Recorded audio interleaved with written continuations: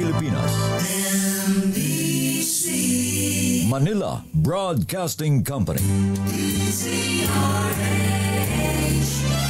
DZRH, member, kapisanan ng mga broadcaster ng Pilipinas.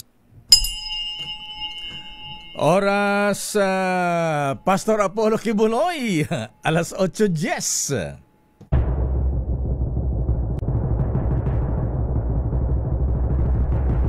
And the Golden Dove for Best Public Affairs Program Metro Manila goes to...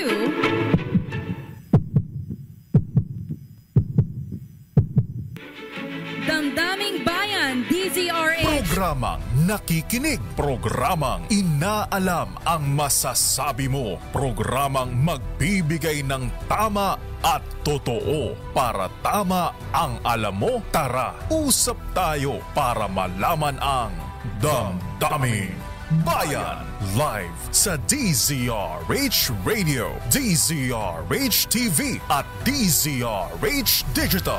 DZRH, Damdaming Bayan. Kasama sina Lakay Deo, Makalma at Sister L, Elaine Apit. DZRH, Damdaming Bayan. Sigaw natin noong kampanya, kung walang korap, walang mahirap. Hindi lamang ito pang slogan o pang poster. Ito ang mga prinsipyong tinatayuan at nagsisilbing batayan ng ating administrasyon. Damdaming Bayan. Magandang umaga, Pilipinas. Good morning, Philippines. Good morning, country of the thieves. Bayan. Ay, naku mga ating mga kuyang ha. Pero anyway, ang dami natin mainit na issue ngayon ha. Kaya lang TGIF tayo ngayon mga kuyang mga ating ha. Tanggalit sa Friday. Dapat chill-chill lang po tayo ha. Kaya lang para magiging chill-chill nito kung meron pang 20 opisyal ng DPWS at contractors ang kinasuhan sa ombudsman. Ayan, meron pang arson. Ayan, ang sabi ni Ombudsman Boying Remulla, siya naniwala na sinadya ang nangyaring sunog sa building ng DPWH sa Quezon City. Ayan, yung pang-issue kay Senator Joel Villanueva. Ha? Ano nga ba ito? Ha? Ano ba Ombudsman Sam Martires? Ha? Hindi pa nagre-report sa atin tong si Ombudsman Sam Martires. Ha? Dapat showbiz reporter natin ito, ha? Dapat malaman, tawagan mo si Malu, si Ombudsman Sam Martires, ha? Alamin natin ang latest kay Atong ang at saka kay Sunshine Cruz, ha? O kay Derek Ramsey at saka kay ano ba 'yan? Ellen Adarna.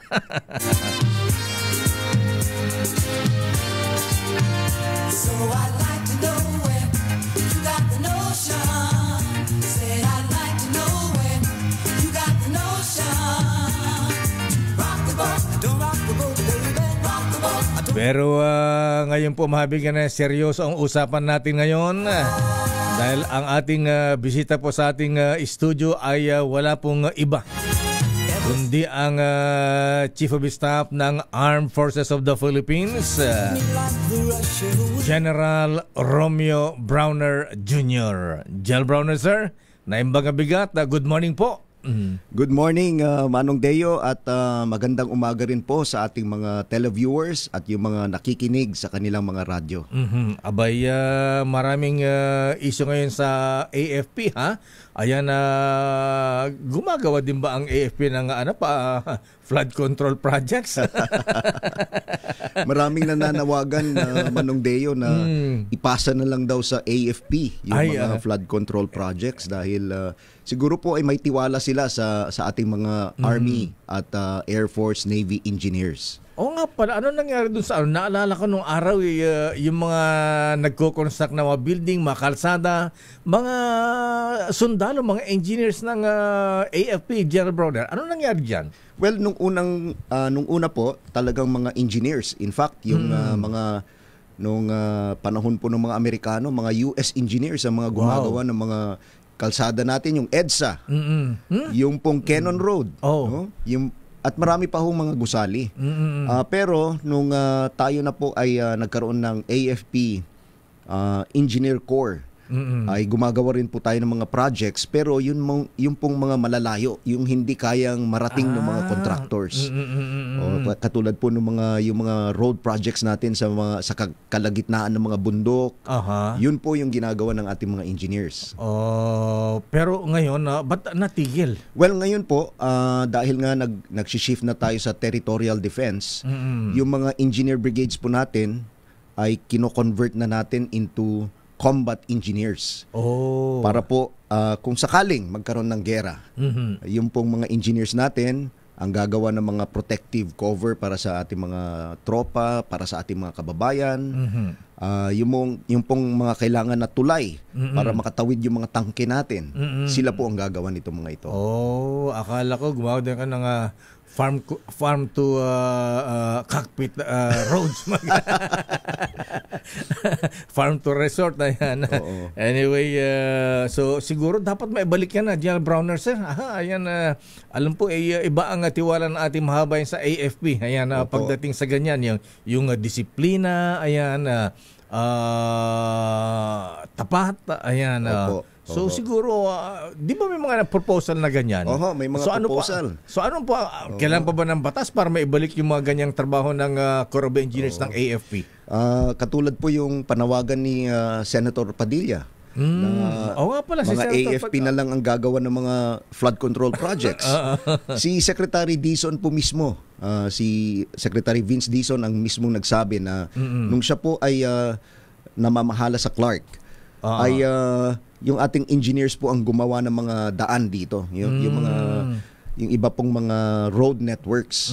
At sabi niya, hangang-hanga siya sa gawa ng armed forces ng ating mga engineers dahil tama po sa specs niya at mabilis po yung trabaho natin.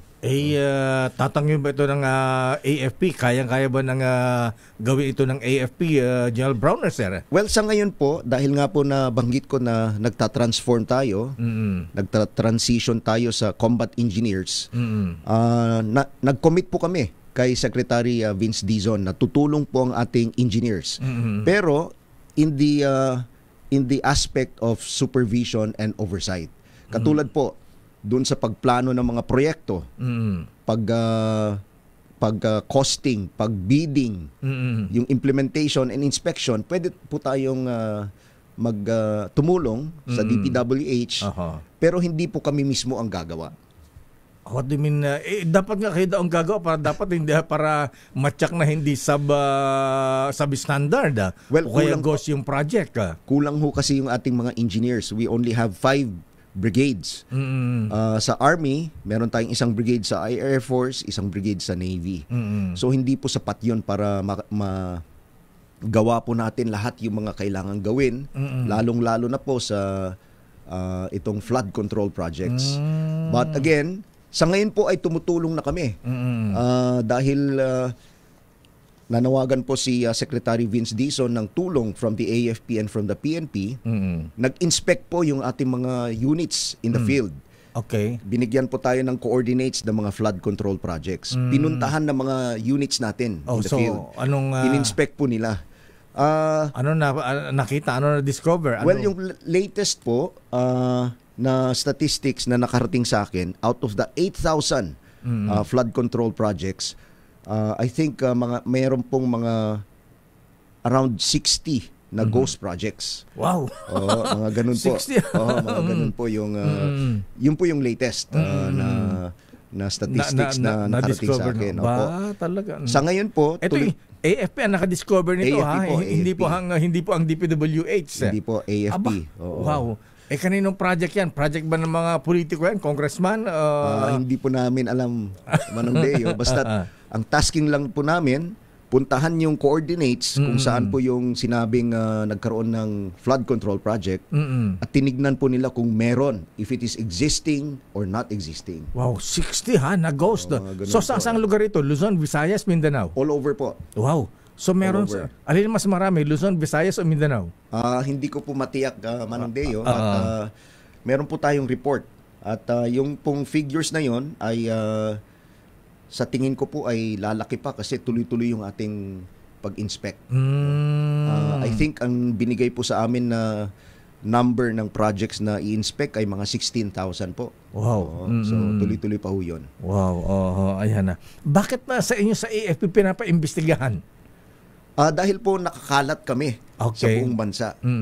Hindi na po bago ito dahil nung pong nagkaroon ng Barangay Development Program, BDP, kami rin po yung nag-i-inspect ng mga proyekto. Kung tama, kung meron niyang proyekto, kung wala. Or wala. So, hindi po bago yun. So, nalalaman nyo rin kung sub-standard yung project o hindi? Well, sa ngayon po, dahil wala kaming expertise, hindi po natin alam. So, yung info na yon, yung mga ghost projects, pinapasa po namin sa DPWH at yung mga engineers po nila ang mag-i-inspect kung tama sa specs. Okay, General Browner, sir, ayan, sa isang mas seryosong usapan, gaano katotoo yung balitang muntik ng mapatalsik ang Pangulong Bongbong Marcos noong September 21 nung mag-rally po ang ating mga kababayan kasama na ang mga retired generals? Alam niyo po, hindi totoo yun. No? Hindi po, kasi marami po nagsasabi na muntik nang mapatalsik si Pangulong Marcos. Hindi po totoo yun. In fact, nakita po natin na marami po yung lumahok doon sa mga rallies. Meron sa Luneta, meron po dito sa EDSA. Doon sa Monument, sa Shrine. Mendiola. At sa Mendiola. Pero naging mapayapa in general, no? Lalong-lalo na yung nandito sa may EDSA. Nagkaroon lang po ng konting kaguluhan dito sa may Mendiola. But we believe na ito po ay yung mga nahuli kasi ng pulis na mga kabataan na gumawa po nito, yung iba sa kanila, inamin nila na nabayaran sila. So kaya po naniniwala kami na hindi po totoo yun na muntik nang matanggal ang ating Pangulo noong September 21. Kinausap daw po kayo ng mga retired generals. Ano po ang sinabi sa inyong kausapin kayo, General Browner, sir? Well, yun nga po, may mga ibang retired generals na simula pa lang nung Miyerkules, bago po yung September 21, nandun na po sila sa labas ng gate ng Campo Aguinaldo. Wow. At nananawagan sila, gusto nila po ako makausap mismo. So, Wednesday, Thursday, Friday, nung pong Sabado ay pinagbigyan natin sila. No? So, kinausap nyo na Saturday, one day before nung rally. One day before the rally. Dahil mga kasamahan naman po natin, mga retiradong general, at gusto rin po naming bigyan sila ng oportunidad na ipahayag kung ano po yung mensahe nila sa amin. So, kasama ko po yung staff ko. At inimbita po namin sila sa General Headquarters at nakinig po naman kami sa kanila. Sinong grupo ito? Kasi alam ko dalawang grupo yung mga retired generals eh. May grupo yung mga officers ng AGFO, ayan, at yung isang grupo ng mga generals na sabihin natin, pro Duterte, sina General Pokis, ayan. Sino nakausap nyo sa kanila? Yun po, yung grupo ni General Pokis. Wow, At ano ang hinihiling po sa inyo, General Browner, sir? Well, ang sinabi po nila ay sila po ay against corruption.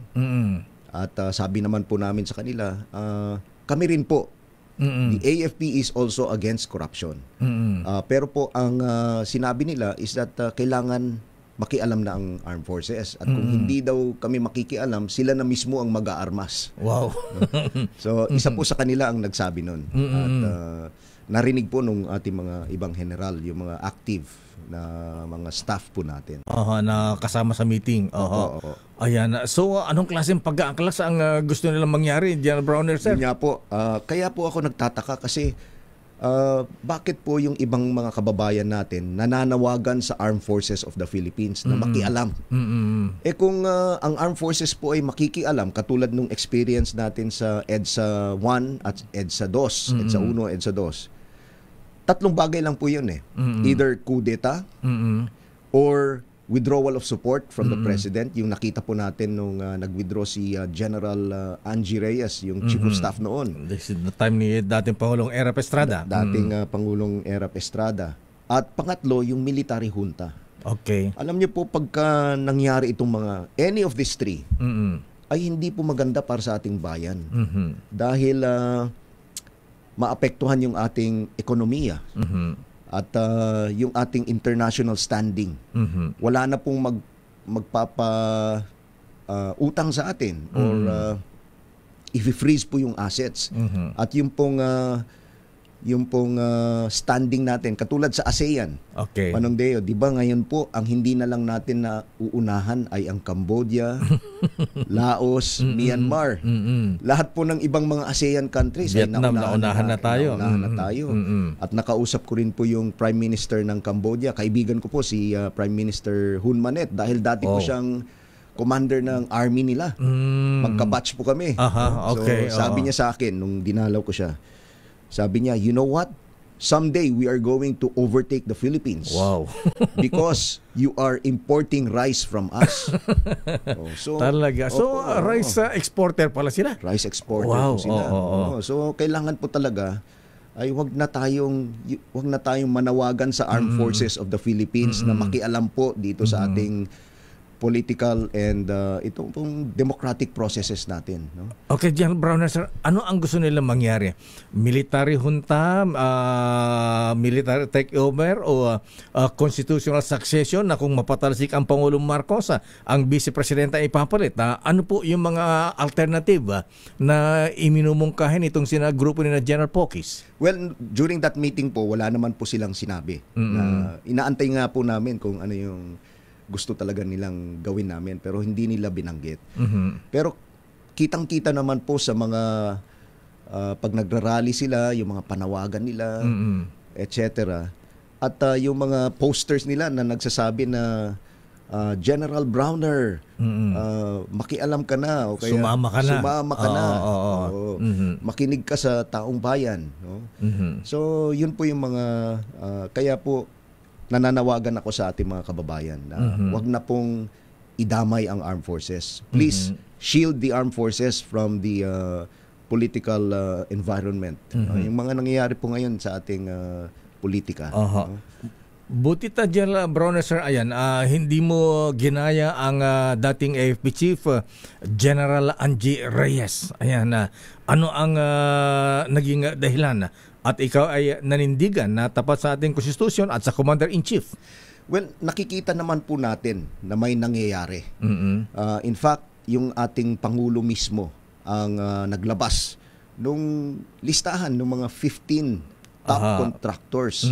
At dun po sa kanyang SONA, sinabi po niya na sana or dapat mahiya yung mga ito pong mga corrupt na opisyales natin. So may nangyayari. Meron tayong ICI, meron tayong Blue Ribbon Committee ng Senado, meron tayong ombudsman na yun nga po nabanggit ninyo kanina, may mga kaso na ngayon na naihain against DPWH and hopefully pati na rin sa ibang mga opisyales. General Browner, sir, nung kausapin ka ng grupo nito mga retired generals, in-report mo ba ito sa Commander-in-Chief, sa Pangulong Marcos, at ano ang kanyang reaksyon? Opo, nag-report po ako kay SND at kay sa ating Pangulo. At yun nga po, ang bilin po sa atin is we continue to monitor. Kasi po, we are in a democracy. They have the right to air their grievances. Meron po tayong freedom of speech. Kaya't respeto naman po natin yun. Ayan. Pero yung pangyayaring yun, di ba isang General Browner, sir, uri ng inciting to sedition itong ginawa ng grupo ni na General Pokis na kayo mismo na AFP Chief hinihikayat ng mag-alsa laban pabagsakin ang administrasyon? Well, opo. Tinitignan po natin yan, pinag-aaralan na rin po.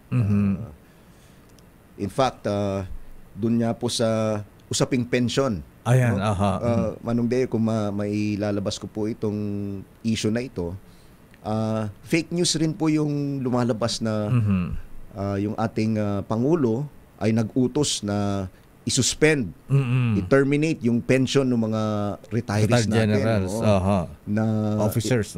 na ito po yung mga nag-e-air ng kanilang grievances against the government. Hindi po totoo ito. Kasi tatlo po yung grounds natin para masuspend ang pension. Unang-una, siya po ay convicted of a crime. Okay. Pangalawa po ay he loses his citizenship. Either magkaroon siya ng ibang citizenship or i-denounce niya yung Filipino citizenship. Pangatlo po ay kung tinawag sila to active duty and they refuse, pwede pong i-suspend rin yung pension. Ayun. At saka yung mga guilty na mga crimes, di ba? Yan. Opo. Yun lang po. These are the only 3 grounds. Ayan, oo. Abogado ang Defense Secretary Gibo Teodoro. Ano ang legal advice niya dito sa mga nag-uudyok na pabagsakin ang administrasyon na General Browner, sir?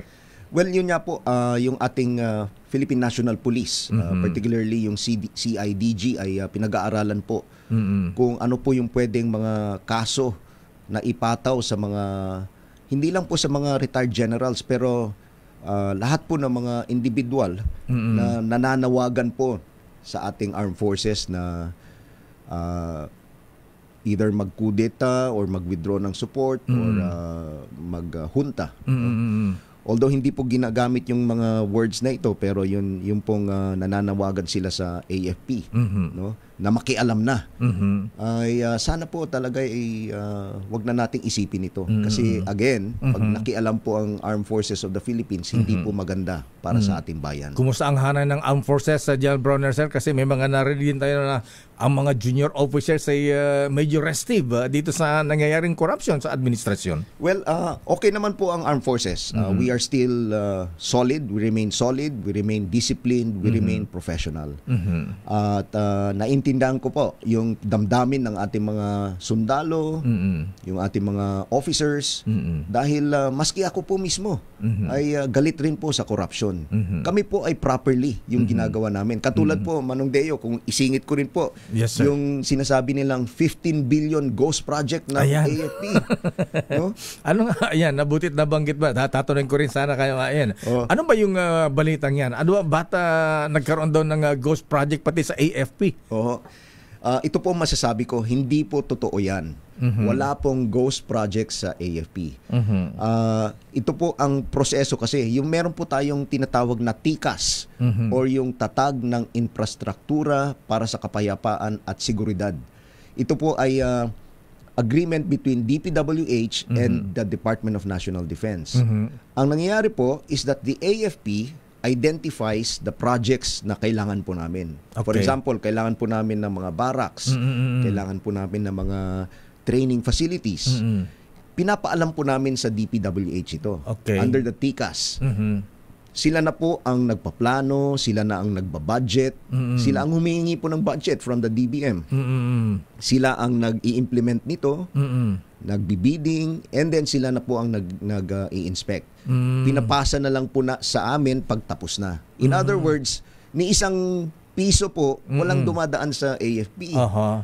So, hindi nyo malalaman ngayon kung substandard o ghost project yan. Yun nga po. At sana ay yung mga future projects po ng DPWH, kung pwede po sana, i-share nila yung plano sa amin para kasama kami sa mag-inspect ng so, proyekto. kung gano'n ang sitwasyon, General Browner, sir, posible na nasingitan kayo, posible nagkaroon ng mga ghost projects sa AFP. Hindi naman po, hindi. In fact, Manong Deo, if I can cite the statistics, simula po noong 2016, nung nagsimula yung TICAS projects, meron tayong 907 na TICAS projects. 649 na po ang nakompleto. Okay. At nagagamit na po natin. 178 ang ongoing, 67 to be started. Sisimulan pa lang ho. Pero meron po tayong 15 na na-terminate, na-suspend, or na-cancel. Ayun. Ito po yung mga tinakbuhan tayo ng contractor. Wow. Or sino ito? Ito mga contractors kasama doon sa top 15. hindi ko po alam. Manong Deo, wala akong listahan pero nandito po lahat sa akin yung listahan, pati pictures ng mga projects na natapos na. at yung mga ongoing. Ayan. So mostly barracks ang ginawa ng Opo. DPWH. Barracks, meron po tayong mga hangars. Hangars, ayan. Opo, meron po tayong mga administration buildings. Okay. etc. Hospitals, ayan. Hospitals. Opo. May experience ako nung commander ako ng 4th Infantry Division. Hospital po sa Cagayan de Oro. Naitayo ba? 120 million. Wow. Kompleto. Pero nung nag-meeting kami ng DPWH, sabi sa akin nung district engineer, "Sir, phase 1 lang yan." Sabi ko, "Bakit?" Wala pa daw tiles, walang bintana. Sabi ko, hindi pwede yon. 120 million kompleto. Sabi niya, "Sir, kailangan pa natin ng 59 million." Naku, Diyos ko. Phase 2. Sabi niya, hindi ako pumayag. Hindi ako pumayag. So, natapos na. So natapos 120 million, hindi na nadagdagan ng pondo. Hindi nadagdagan. Walang yung engineer yan. Sino yung engineer na yan ng DPWH? Dapat pala makasuhan yan. So, ang sinasabi ko po ay ang AFP, pagka sinabi po namin na kailangan namin itong project na ito, of course, babantayan namin na may nangyayari. Kaya nga po nung Commanding General of the Philippine Army rin ako, may 5 project po doon na 10-story building. Pero divided into several phases. Kasi hindi naman po pwedeng i-release ng DBM yung buong amount for the whole 10-story kasi hindi rin nila kayang tapusin ng isang taon. Alam mo yung phase na yun, ginagawang dahilan yan para isa sa corruption yan. Well, yun nga po ang panawagan namin kay Sec Vince sa DPWH na sana ay tapusin na po yung mga ongoing projects. Kasi sabi nga nila, dapat 3 phases tapos na. Pero pang ilang taon na po ngayon. Hindi pa po tapos. So anong gagawin nyo ngayon dyan kung di pa tapos? Well, anong sabi ni Secretary Vince Dizon? Well, tatapusin ba nila? Tatapusin daw po nila. Tatapusin nila. Okay. General Brown, sir, alam po ninyo hindi tumitigil itong mga rally. Every Friday, ewan ko lang kung saan ang rally ngayon. At merong binabalak pang malaking rally sa Bonifacio Day, November 30. Ayan na.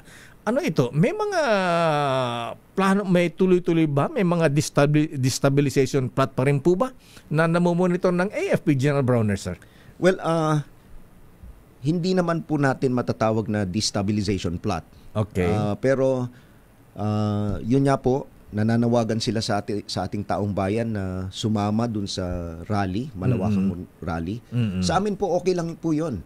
As long as peaceful yung rally. And sana po ay wag na nilang hikayatin pa yung mga, lalong-lalo na yung mga active members ng armed forces na sumama sa kanila. Dahil sa totoo lang po, ang dami naming problema. Okay. Yung ating internal security operations, yung ating territorial defense, no, yung pagdepensa po ng ating West Philippine Sea, yung ating territory, at yung pag-monitor po natin ng mga tinatawag natin na mga espiya. Ayan, oo. Marami po yung ginagawa natin. Ayan, pero General Sir, ayan, wala ba kayong loyalty check? Baka mamaya na-penetrate na ang AFP at baka mamaya meron nang sumama sa mga protesta. Wala naman po. Wala naman. We are closely monitoring po yung ating mga tropa and then continuous po yung pakikiusap natin sa kanila. No? Yung ating information drive. Ako rin po ay umiikot sa lahat ng mga kampo natin. Naikiusap ako sa ating mga sundalo to always remain disciplined and professional. So masabi nyo nga safe ang administrasyon, ang gobyerno sa anong pagtatangka na ibagsak ang administrasyon na General Browner, sir? Protektahan po natin yung ating bayan, yung ating constitution and the duly constituted authorities. Sa issue ng external security, General Browner, sir, alam po natin na nandyan ang issue sa West Philippine Sea at eto nga papalapit yung Chinese Coast Guard, Chinese Navy dito sa Kalayaan Island. Opo. Dito sa may Palawan. So ano ang ginagawa natin yan para maitaboy natin sila kasi papalapit, baka mamaya magising tayo nandyan na sila. Oo. Well, meron po tayong strategy. 3 po yung strategy natin. Unang-una, ay physical presence. Okay. Kailangan po ay hindi natin iwan yung West Philippine Sea. Kaya't po meron tayong 9 features that we occupy, including yung BRP Sierra Madre sa Ayungin Shoal. Kaya't hindi po natin iwan ito. Tuloy-tuloy po yung pagprotekta natin nito ng mga Marines natin, ng mga Navy natin.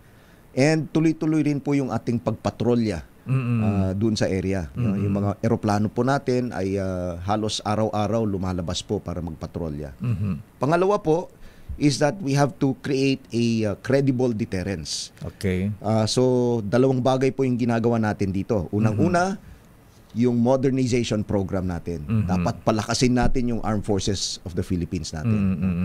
At pangalawa, ay dapat makialyado tayo sa mga like-minded nations. So palakasin po natin yung alyansa natin sa mga iba't ibang mga bansa. Meron na po tayong status of visiting forces agreement with the US, Ayan, with dami Australia, marami na po, New Zealand, Japan, Canada. Canada, pati yata France, magkakaroon France. po. Germany. UK, Germany. So marami pong interesado na pumunta po dito at maki-exercise at yun po, palakasin yung alyansa natin. Hinihiling ng China, General Browner, sir, na alisin po ang NCAP, yung mga Typhoon missiles na nakadeploy sa mga NCAP, EDCA NCAP tuloy. EDCA size natin, ayan. Ba't takot sila sa mga sa EDCA at itong mga Typhoon missiles? Ano bang capability nitong missiles na nakadeploy dito sa EDCA at gustong maalis ng China mga ito, General Browner, sir? Well, ang tawag po dito ay mga medium range capability. Meaning, pagka pinalipad po yung mga missiles na ito, ay aabot hanggang mainland China. Hanggang mainland. At aabot rin po dun sa mga artificial islands sila. Kaya sila natatakot. Okay. Pero, para sa amin po, wala naman po silang pakialam dapat sa mga ginagawa natin dahil pinapalakas natin ng Armed Forces of the Philippines para madepensa natin ang ating bayan sa anumang mga bansa na gustong sumakop sa atin or gustong agawin yung mga teritoryo natin. It's not specifically targeting China, pero yung ginagawa po natin ay pinapalakas natin yung sarili nating armed forces. And itong mga missile systems na ito ay nandito po para i-train tayo. Dahil pag binili na po natin itong mga capabilities na ito, dapat ready na tayong gamitin itong mga ito.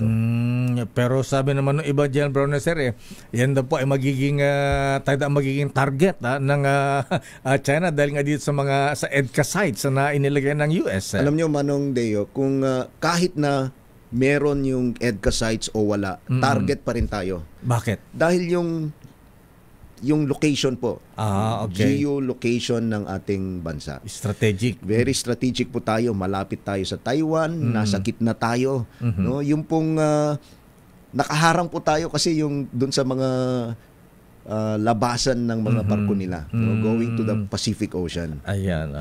General Browner, sir, merong big event ng First Drone Military Summit na gaganapin sa Subic sa Lunes. Na lalakad po ng 10 countries. Ayan. Kasama ang Amerika. Ano ang purpose nitong Drone Military Summit na ito, General, sir? Well, itong nakita po natin dito sa gera ng Ukraine and Russia. Okay. Yung importansya ng drone technology. Okay. Dahil sa nakita po natin ngayon, kung minsan ay hindi na po epektibo yung mga tangke, malalaking tangke. Ang katapat lang niya, drone. Drone na lang. Drone na lang. So, halos lahat po ng armed forces around the world ay nagdi-develop nitong technology na ito. Drone technology. So, hindi lang po yung aerial drone, yung unmanned aerial systems, pati yung surface sa dagat and subsurface. So, kaya po nakikita natin na balang araw, baka yung mga malalaking submarines ay hindi na rin magagamit dahil may mga underwater na unmanned drones. So, mahalaga po ito dahil masaya tayo na nandito sa Pilipinas po itong summit na ito dahil tayo po mismo, dinidevelop rin po natin yung capability na yun.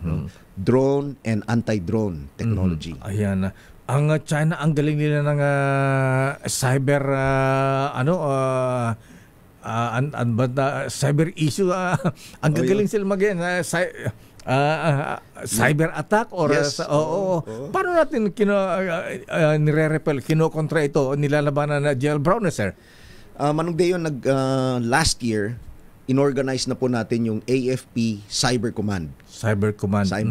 Pero bago po natin na-organize na ito, meron na pong mga cyber units, yung Army, Air Force, Navy, at yung ating General Headquarters.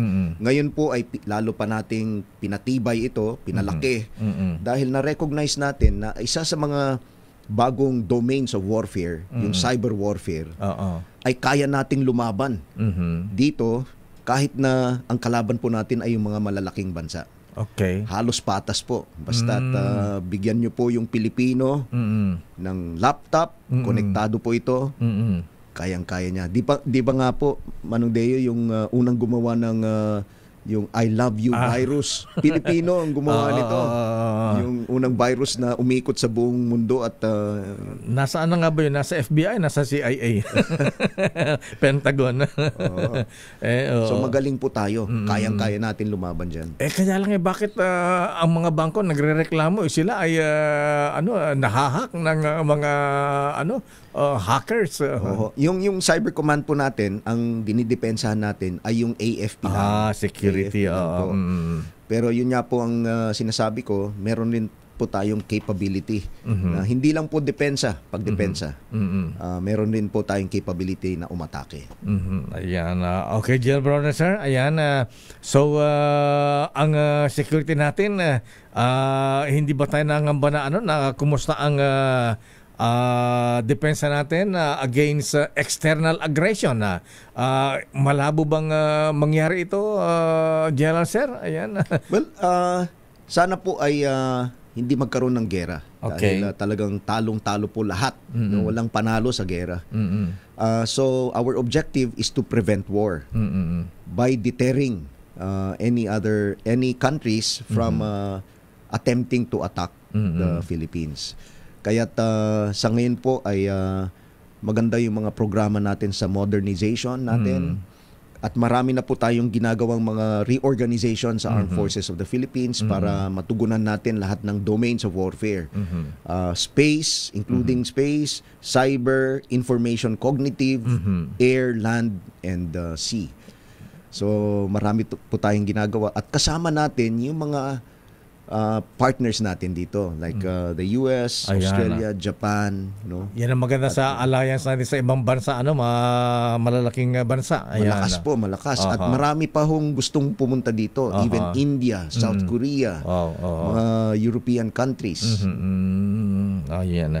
General Browner, sir, ayan, bilang panghuli, ayan, ano po ang panawagan nyo sa ating kasundaluhan at siguro masabi sa ating mga kababayan para mapanatag dito sa mga balita na may mga destabilization, mga ganyan. Nasa inyo po ang pagkakataon na General Browner, sir. Maraming salamat, Manong Deo. Ako po ay nananawagan sa ating mga kasundaluhan na maging professional parati. Let us always be solid, united, and disciplined. Wag na po tayong magpaapekto sa mga nangyayari ngayon sa ating bansa. It's enough na alam natin ang nangyayari. We are aware of what's happening. Pero let us also be aware of the democratic systems na nangyayari po ngayon. May mga solusyon po na hindi involved ang Armed Forces of the Philippines. Hindi po natin trabaho na makialam sa politika. Mag-focus na lang po tayo sa ating trabaho. Marami po tayong kailangang gawin para madepensahan natin ang ating bayan. At sa ating mga kababayan naman po, lalong-lalo na dun sa mga nagpapalabas, nagpapaikot po ng mga fake news dyan. Nakikiusap po kami sa inyo na sana po ay wag na po kayong maglabas ng mga fake news or wag na po ninyong sirain po ang institusyon ng Armed Forces of the Philippines. Sa ating mga kababayan, magmatsyag tayo. Let us be alert sa mga fake news po na ito. At let us be discerning kung ano po yung totoo, no? Wag tayong maniwala kaagad po sa mga fake news. Ito po talaga yung issue yung fake news, Manong Deo. Kaya po humihina yung ating mga institutions or nagkakawatak-watak tayo dahil sa mga fake news. At sana nga po mag-isip tayo dahil kung maniwala tayo sa mga fake news na ito, sino ang makikinabang? Sino po ang makikinabang? Marami po dyan mga bansa na gusto nilang magkagulo tayo. Nang sa gayon ay sila po ang makikinabang. Huwag natin payagan yon. General Browner, sir, maraming salamat. Magandang umaga po and thank you and good luck. Mabuhay po kayo. Maraming salamat, Manong Deo. Mabuhay po ang DZRH. Thank you very much, sir. Mahabigan AFP Chief of Staff, General Romeo Browner Jr. Daming Bayan. Oras sa ganap ng alas 8:50. Ang oras na yan ay hatid sa inyo ng Champion Detergent.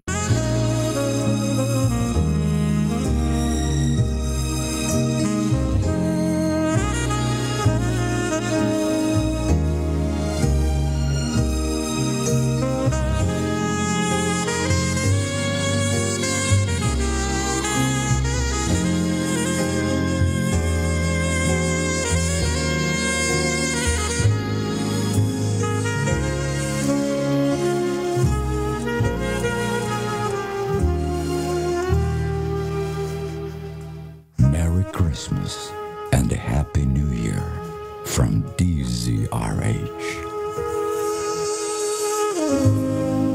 Merry Christmas, Sister L. Merry Christmas, Lakay, at Merry Christmas sa lahat ng mga nanonood at nakikinig sa atin. Ngayong thank God it's Friday. Wala na yung kalendaryo natin doon. No? Chill-chill lang. Ayan, yung kalendaryo agad yung... mo, It's 62 days, Lakay. Wow, bago bilis ng magpasko. panahon. Yes. Ayan. At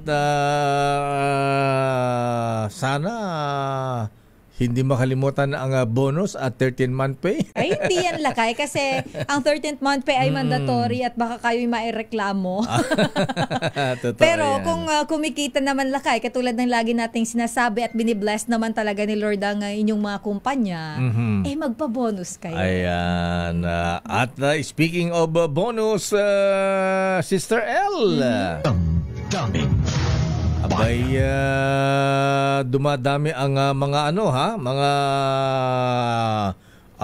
nadadawit dito sa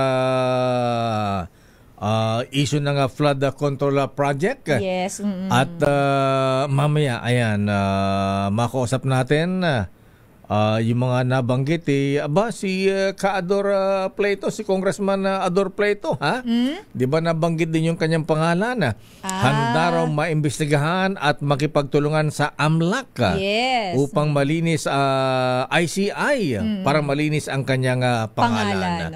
Pero sandali lamang manang Milky Rigunan, ha? At former Justice Sam Martires, makausap natin mamaya, Sister L. Dito sa secret decision na sinasabi ni Ombudsman Jesus Crispin Boying Remulla. Ayan na yan, noon pala kay, pero naibalita yan Mayroon din ako nabasang article niyan. Ayan, hindi lang siguro masyadong nabigyan ng pansin. Baka nalimutan lang Lakay sa tagal na ng panahon. Ayan, naungkat lang dahil ang Senator Joel Villanueva ay nadadawit sa isang malaking issue ng flood control scandal. Ayan. Pero bago natin tawagin si Justice Sam Martires, abay, babati mo na happy birthday. Happy birthday muna kay Lisa Galang. Ayan, mula sa kanyang dating boyfriend, ang dating presidente ng TV5, Mr. Robert Galang. Kay Carl Anthony Macalma. Carl, happy birthday. Binabati ka ni Marco, Kuya Paeng at Mika. At binabati natin si Teacher Marca Jana Gamis mula sa kanyang estudyanta sa Lakewood School sa Muntinlupa City. Ayan, happy birthday. At kay Captain Benji Escobar, muli, belated happy birthday. At maraming salamat sa spaghetti at barbecue. Daming Bayan. Eto na ang report mula kay Manang Milky Rigunan, ha? Abay, nagulat tayo. Nabanggit ang pangalang Congressman Salvador Pleito. Alamin nga natin ang reaksyon. Anong sabi Manang Milky ng Congressman Ador Pleito? Ayan, handang maimbestigahan at makipagtulungan sa AMLAC, ICI para malinis ang kanyang pangalan. Aris number 12, Milky Rigunan, please come in. Milky. Lakay at Sister L, bukas sa anumang investigasyon si Representative Salvador Pleito ng 6th District ng Bulacan sa pamagitan ng Anti-Money Laundering Council at iba pang mga kaukulang ahensya ng gobyerno. Ito ay matapos itanggi ni Pleito ang report ng AMLAC na siya di umano ay nakinabang at tumanggap ng remittances mula sa mag-asawang Diskaya kahit hindi pa siya kongresista. Sa kanyang statement, mariing kinundi at itinanggi ni Pleito ang alegasyon laban sa kanya. Ayon kay Pleito, sa ngalan niya ng due process, kailangan bigyan siya ng AMLAC ng report na nag-uugnay umano angkad sa kanyang pangalan para mabigyan siya ng pagkakataon na makapagpaliwanag. At dahil alegasyon pa lamang report ng AMLAC Lakay at Sister L, umaapela si Congressman Pleito sa publiko na iwasan ng pagpapakalat ng impormasyon na anya ay unverified at posibleng makaapekto sa kanyang reputasyon bilang public servant at isang pribadong individual. Ako si Milky Rigunan, gulat para sa DZRH, una sa Pilipinas, una. Nagulat ba ang Congressman Pleito at biglang nabanggit na dawit ang kanyang pangalan? O Lakay, nagulat si Kong Adora kagabi, talaga naman kahit gabi naglabas ng kanyang official statement dahil narinig daw niya ang interview ni Ombudsman Crispin Remulla at nabanggit yata ang kanyang pangalan sa pamagitan ng report ng AMLAC. Kaya nagtataka siya na bakit nabanggit yung pangalan niya na tumanggap daw siya ng alleged remittances from the Diskaya kahit nung hindi pa siya kongresista. Kaya ang sabi, gusto niyang makita yung naging basehan ng AMLAC at nabanggit ang kanyang pangalan. At the same time, apela niya sa publiko na wag nang ipakalat ang anumang impormasyon na wala pa naman daw basehan. Kaya tinatawagan natin si Yusek Dududulay, Senator JB at Ed Javier, sina Kong Jonathan De La Cruz, handang maimbestigahan si Ador Pleito sa executive session bukas. Bukas. Pupuntahan daw mismo eh. Oo. Sa buong programa, pwede siyang magpaliwanag para makadalo rin si Ombudsman Remulla. Ayan. Siyempre, siya mag-i-interview. Andito siya eh. Oo. Kasi Lakay at Sister Elsa, pagkakakilala naman natin kay Kong Ador ay talaga namang wala tayong nabalitaan ever since na nagtatrabaho rin siya noon sa DPWH, hindi ba? Madalas din sa interview noon ni Yumaong Joe Taruk ay hindi siya na-involved in any anomaly o kaya kontrobersya. Kaya mismo siya nagulat. Sabi, nag-retire daw siya nung 2007 sa DPWH. At pumasok sa business sa mga Diskaya nitong taong 2013 lang. Parang malayo. Malayo parang ang layo naman. Totoo yan Lakay at Sister L. Okay, abangan natin yan Manang Milky. Ayan, sa executive session. Sa executive session bukas. Naku, marami na makikinig sa executive session bukas. Ayan, marami na magmumonitor kasama sa media at siyempre mga taga-subaybay ng executive session. Maraming, at bawat sabihin doon ni Ombudsman Remulla Lakay ay pwedeng maging laman ng balita. At sana may mga scoop dyan bukas. Inaabangan lagi yan ni Yuel eh. Okay nga ron. Maraming salamat, Manang Milky. At Sister L. Maraming salamat Lakay at balik sa inyo ni Sister L. Damdamin Bayan. Bago ang latest mula sa Malacanang standby Raymond at pa sa Senado. Ayan, anong words of the day, Sister L? Hindi lang tayo ngayon word of the day, kundi words of the day. Ang ating word of the day ay Ready na ba kayong tandaan ang ating word of the day para manalo ka ng DZRH Mini Component? Eto na! Nagugulat ako dito kay Kuya Het eh. Plural daw kasi dalawang word eh. Ayan, words of the day. Ang ating words of the day ay... Ang hirap naman nito. Pinapahirapan niyo naman listeners natin. Ikaw talaga, Sherwin, ha? Multidimensionally poor. Aba, anong ibig sabihin niyan? Multidimensionally poor. Parang ang naman multidimensionally poor. Pati ako kinakalawang aking Webster ko rito eh. Webster talaga. Alam mo na ko, old school. Ayan. Hindi kasi lakay na siya eh, multidimensionally poor. Parang medyo na sa akin din. Hindi ko rin masyadong Ano sabi ni Gagal? Ito chinecheck ko na syempre. Si AppGPT. O dapat meron tayong dyan doon. Kung yung word of the day natin para mas ma-explain natin ng maayos sa ating mga viewers and listeners. Ito ay lakay. Basically, nag-describe lang siya sa isang tao na kulang sa access sa mga pangunahing pangangailangan o basic needs across multiple areas, not just income. So, hindi lang pagdating sa usapin ng pera. Kaya multidimensionally poor siya. Ibig sabihin, baka wala rin siyang bahay, wala siyang makain, wala siyang pera. Ayan. So, multidimensionally poor lakay. Sa health, education, living standards, katulad na lang nga, nabanggit ko, kulang sa nutrisyon, sa pagkain lakay, o child mortality, pag-aaral, hindi nakapag-aral, sanitation, walang kuryente, walang bahay, yun na yun lakay. Pinaganda lang po, mahabigan, pero ibig sabihin, mahirap pa rin. In short, in general, hirap siya halos sa lahat. Ayan. So, dahil mali pa rin mahirap, kailangan give love on Christmas Day. Ninong Sherwin, nasaan ka ba? Nasa Malabon. Ang Ninong ng Bayan lakay nandyan sa Barangay Katmon sa Malabon City. Ninong Sherwin, sino yung nanalo ngayon?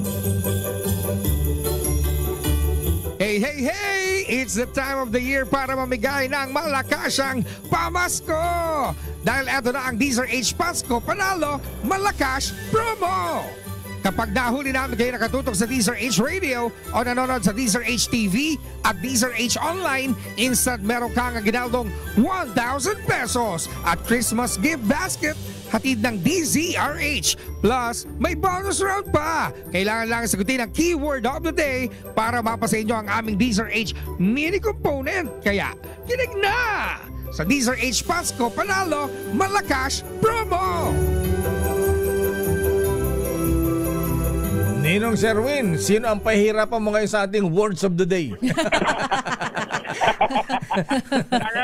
Ako, dito nga tayo sa Katmon, Malabon, na kung saan nung nakarang araw, halos sa 500 pamilya yung nawalan ng tirahan dahil sa napakalaking sunog na nangyari nga dito sa Barangay Katmon sa Malabon. Pero itong pupuntahan natin, mukhang multidimensional Rich. Rich. Baka si Rich yan. Pero ito magandang umaga po. Wala kuryente, magandang umaga. Pero wala access sa kuryente raw lakay. So, multidimensional poor. Ba't walang kuryente? Walang kuryente, naputol. Naku, ba't ka pinutulan, Bakit kuya? naputulan, kuya? Ang ganda ng bahay lakay.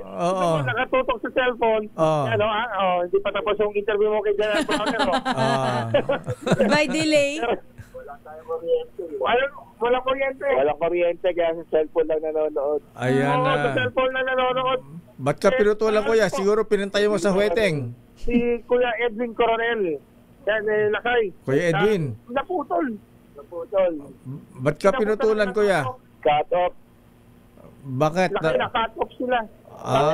Bakit na-cut off? 3 buwan. Wala pa. Ang mga border, wala pa. May boarding house siya. Wala pa pambayad. Ngayon, wala mo na kuryente. Sabi mo kay Kuya Edwin, ayan, kung wala pa bandang kuryente, mag-loan ka sa Asian Development Bank, ayan. Sa ADB talaga lakay. Okay, sa Land Bank of the Philippines, ayan. Anyway, tanongin muna kung... namin. Nakikinig sa DZRH. Eto, meron ka munang 1,000 pesos. Abutan natin ang 1,000. 1,000 pesos. Kaya para sa'yo, Kuya Edwin, At meron pang daw sa kuryente. Thank you. Magkano bang utang mo sa Meralco, Kuya Edwin? 3,000. Magkano po? 22,000 na lang. 22,000 na, Kuya. Ang laki. Kulang ni Kuya Edwin. 22,000? O sabihin mo sa kanya. Ayan. Ay, 3 buwan. 3 buwan kasi sila ka. Ganun ba? Yung mga border po ba ang hindi nakapagbayad? Na-late po, ma'am. Na-late. Na-late yung mga border lakay. Sige, dahil hindi pa nakabayad si Kuya Edwin ng electric bill, bigyan mo ng grocery item. Sige, dahil wala pang nakakapag-granit nung kanilang mga kabayad sa kuryente. Pero kamo ng Diesel H, grocery, yan, Noche Buena basket, at Diesel H t-shirt para sa'yo, Kuya Edwin. At saka bigyan mo ng Boy Sugba. Ayan, bangos sisig. Royalty na pang bangos ni Ninong Richard C. ng Regal International Food Corporation. Royal Chicken Pops. Yan ang kanyang merienda ngayon. Ayan, Royal Chicken Pop. Para sa mga multi-dimensionally poor.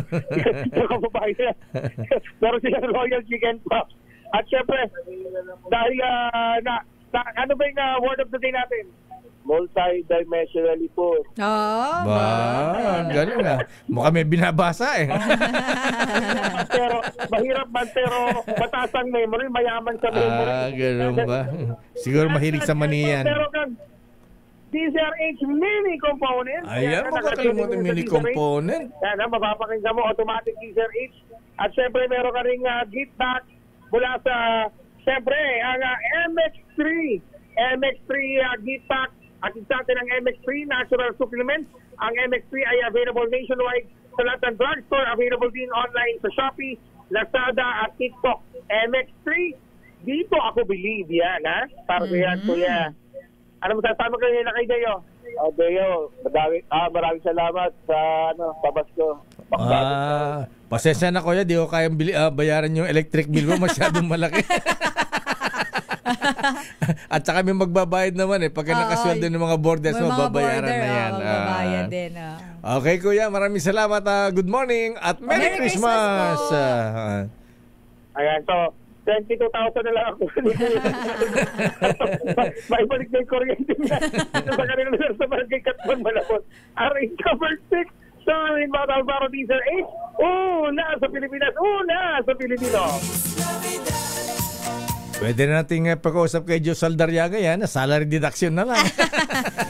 Alam ko na bakit yung word of the day natin ay multidimensionally poor. Bakit? Dahil ang aabot sa 4.47 million na mga Pilipino ang itinuturing na ang kanilang sarili bilang multidimensionally poor o may iba't ibang uri nga lakay ng kahirapan. Noong 2023 pala yan. At batay sa 2025 Multidimensional Poverty Index Report, katumbas daw ito lakay ng 3.9% ng kabuang populasyon ng Pilipinas. Ang dami pala lakay. Pinapayaran mo sa aling felicidad Ayan, poor na lang. Nilagyan pa ng multidimensional. Hindi kasi lakay, pagka yung iba parang mahirap dahil walang trabaho. Pero ito parang halos lahat ng class sa lahat ng antas ba? Antas, level. Ayan, ay mahirap sila lakay. Sandali lamang, let Narcis standby Raymond at Paas. Sandali lamang sa ating showbiz reporter, Justice Sam Martires. Oo nga, kasi may sagot si Justice Sam dahil panahon niya ito lakay Yes, yung secret decision. Ayan, itinago daw ni Justice Sam ang decision. Grabe ka naman, Justice Sam. Masyado ka palang mapaglihim. Medyo napahiya si Ombudsman Boying Remulla dahil iseserve yung dismissal kay Senator Joel Villanueva Senado. Yung pala yung kaso, na-dismiss na. Ayan. Sinagot din naman agad ni Senator Joel yun lakay na kahapon na dismiss na yung kaso ko, sabi niya. Sinagot na raw dun sa prayer rally no anniversary ng JIL. Nagsisigaw na siya doon. Pero may excited akong balita para sa inyo mga kuya, mga ateng. Ngayong golden anniversary ng Mega, may Mega Millionaire promo na may up to 50 million pesos worth of prizes.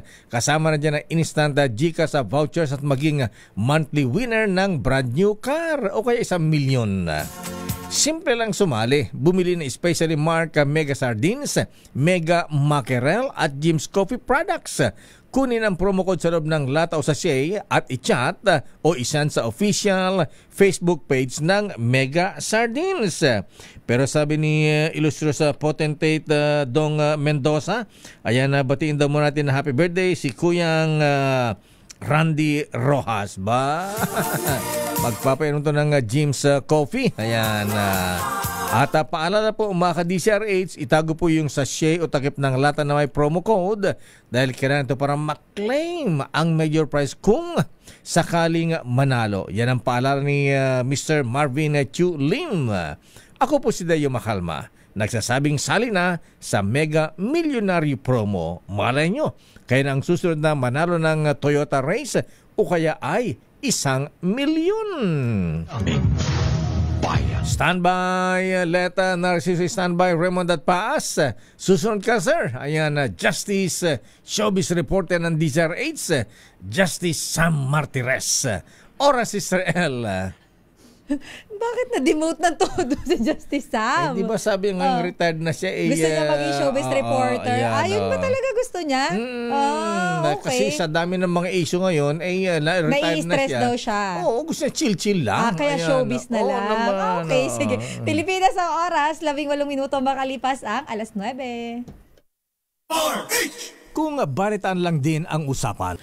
Kayo ay nakikinig sa Damdaming Bayan with Deo Makalma and Sister L.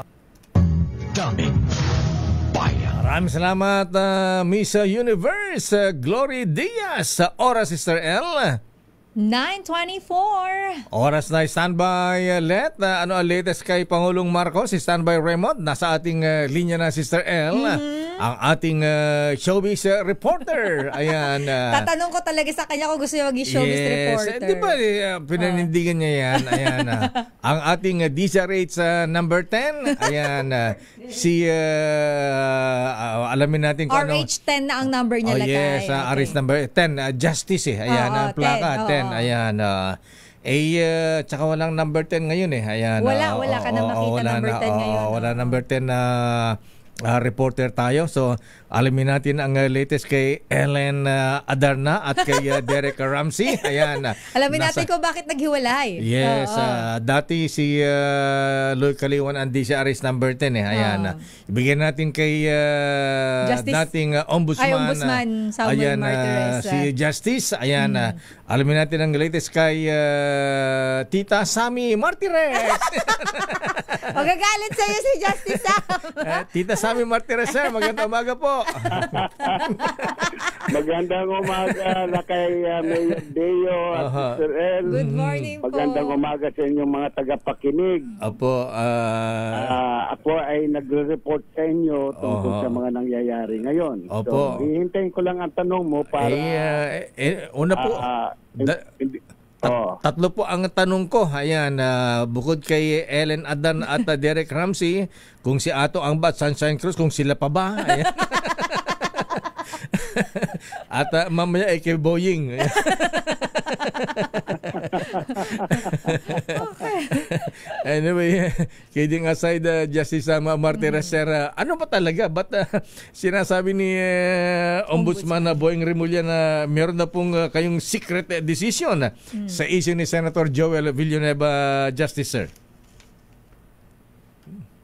Ombudsman. Hindi ko alam saan nakuha ni Ombudsman Remulla yung information na mayroong secret decision.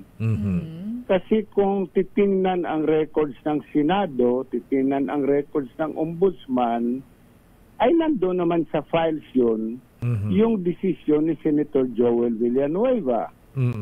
Yung kaso ni Senator Joel ay dinesisyonan ni dating Ombudsman at Justice Conchita Carpio Morales noong mga 2016. Tapos nag-file si Joel Villanueva ng motion reconsideration. Tamang-tama na mag-file siya, na-appoint akong Ombudsman. Okay. So na-desisyonan ko yung motion for reconsideration noong bandang July 2017. No, 2019. 2019, opo. 2019 na, oo. Kasi napunta ko 2018 eh. Oo, so 2019 July. September ng alam ko 2 months thereafter, dinotify namin ang Senado. Ang Senate President noon, si Senate President Soto na. Okay. This was sometime in 2019. So hindi ko alam bakit sinasabi ni Secretary o ni Ombudsman Remulla na secret decision. Wala naman kami secret decision. Dahil alam mo naman yan, Lakay. Opo. Sister El, na ang hirap pong hagilapin magpa-interview.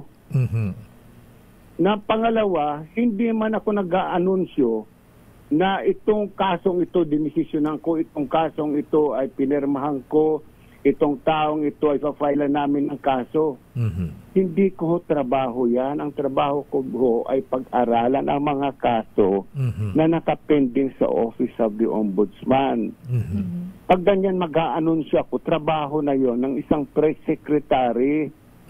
At hindi naman ang katungkulan ko ay press secretary o announcer o reporter. Ang katungkulan ko ay ombudsman. Pag-aralan ho yung mga kaso na kapending. Tingnan yung mga administratibong mga bagay na nakapending nakatingga sa ombudsman. Yun ho ang trabaho ko. Okay, hindi mag-anunsyo. Justice Sam, ayan na. Si Senator Joel Villanueva ay may decision si dating ombudsman na Justice Conchita Carpio Morales na i-dismiss bilang senador dahil nga sa issue ng graft. Ano ang naging dahilan at ni-reverse nyo ang kanyang decision na Justice Sam, sir? Ang naging dahilan, unang-una, pag tiningnan mo yung records, hindi ko makalimutan yun eh. Opo. Ang nag-ano ng PDAF ay buhay party list. Okay. At yung buhay party list, siya ang nakipag-memorandum of agreement doon sa isang NGO. Ang buhay party list ang nag-release ng parang allegedly 10 million. Parang gano'n eh. Yun ang pagkaka-recall ko. Pero alam naman natin lahat na ang buhay party list ay hindi party list ng Jesus is Lord na religion. Ang buhay party list ay kay Mike Villarde sa El Shaddai. At hindi member ng buhay party list o hindi representative ng buhay party list si Joel Villanueva. That's one.